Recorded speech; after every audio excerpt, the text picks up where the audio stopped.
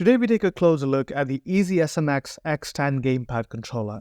This little beauty of a budget controller weighs in at just less than 50 pounds, and I was actually able to pick this up for about 27 quid.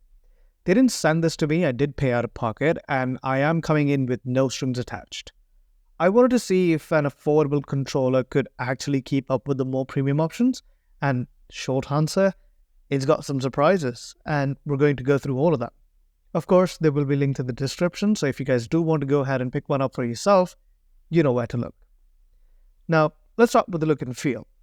Right out of the box, the X10 features a sleek design with swappable faceplates. You get two magnetic covers, one silver and one white, and they're apparently designed by AI. At this point, I just feel like they're playing buzzword bingo. But still, the covers do look nice, and the magnets give it a pretty satisfying snap when they click into place.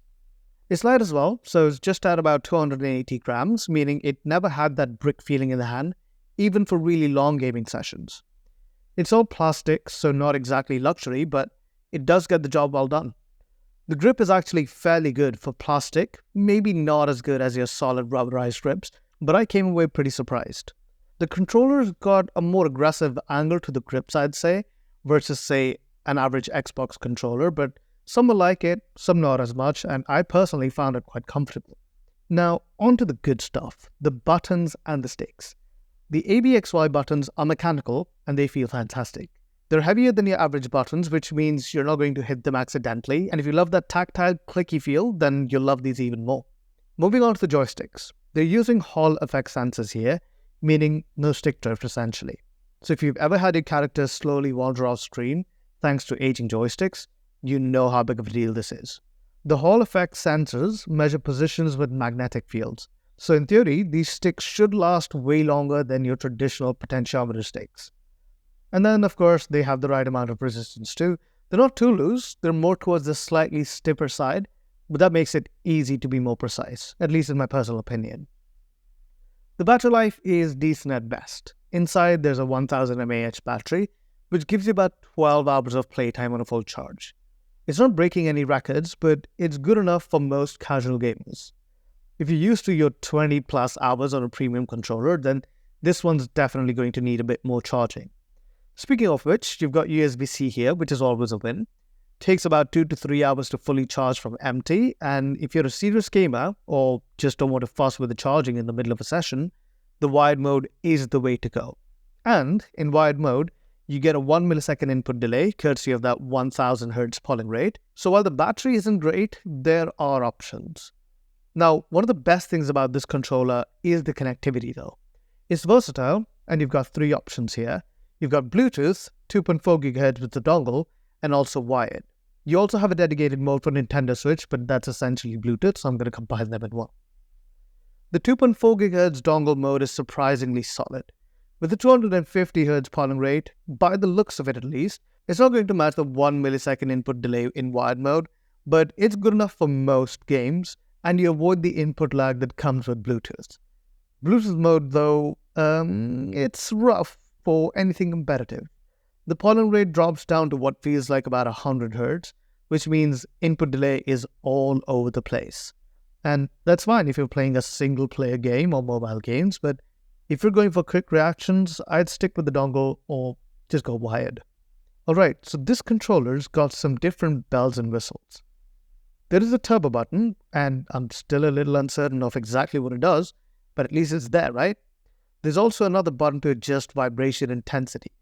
So if you're one of those players that likes a good rumble, this is actually a nice touch. The vibrations can get quite intense, but they add a decent amount of immersion, especially in single player games. And for you Nintendo Switch fans out there, this controller does feature motion controls, which is definitely a rare find in the more budget options. So if you are throwing red shells in Mario Kart or trying to aim in Splatoon, it's actually sort of functional. Oh, and it even lets you switch between X input and D input, which is handy if you're coming from different consoles or PCs. But there are a few things that didn't really make the cut. There's no 3.5mm headphone jack, so if you're looking to plug in a headset, you're out of luck. There's also no backlighting on the buttons, so if you're a total noob searching for buttons, your nighttime gaming sessions just won't be as fun. I would say just get good, bro. And those button labels, by the way, are printed on top of the keys themselves, which means after some intense button smashing for longer periods of time, over time, they might start to wear off. The LB and the RB shoulder buttons are interesting though. They're clicky, mechanical of course, but they're also pretty loud. If you're gaming in a quiet room, just know that these aren't going to be the stealthiest buttons out there. Well, the EasySMX X10 is not perfect, but for the price, mostly if you can get it around about 27 quid, it's a really solid controller. You have mechanical buttons, Hall effect joysticks, 3 connection options. Yep, I'm not going to go for the 4th because Nintendo Switch is literally just Bluetooth, and a lot of customization. Did I also mention that it has 2 programmable buttons at the back? Probably not. Well, it has that. If you're a casual gamer or just want a reliable backup controller, it's pretty difficult to go wrong with this one, especially for that price. And let me remind you, this controller isn't attempting to replace the high-end controller, but it covers the basics and then some. Whether you're on the PC, mobile, console, the X10 may as well surprise you as much as it did me. Now, with all that being said, this will conclude my final review of this controller. If you've got any questions, of course, leave them in the comment section. And just like always, make sure you like and subscribe to the channel if you like the content, and I will see you guys later.